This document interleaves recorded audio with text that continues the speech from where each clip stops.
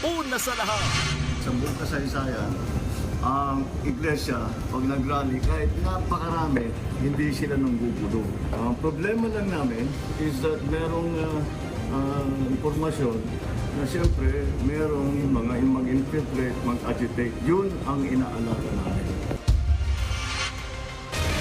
Mga kapatid, alas 5:30 na. Ito na mga bumabanderang balita.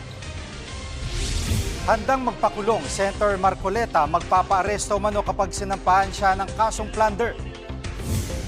Bili ni BBM, Pangulong Bongbong Marcos nagbabala sa mga posibleng manggulo sa rally ng INC bago siya tumulak pa Canada.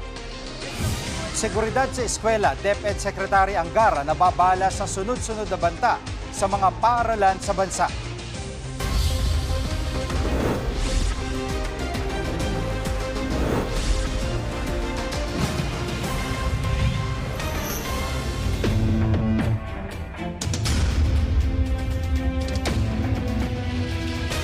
Ikatlong araw na nakilos protesta ng Iglesia ni Cristo. Nababahala si Pangulong Bongbong Marcos sa impormasyong may mga grupong plano manong manggulo. Live mula sa Liwasang Bonifacio sa Maynila, nangungun sa balita si Gerard de la Peña. Gerard, may partikular na grupo bang tinutukoy ang Pangulo?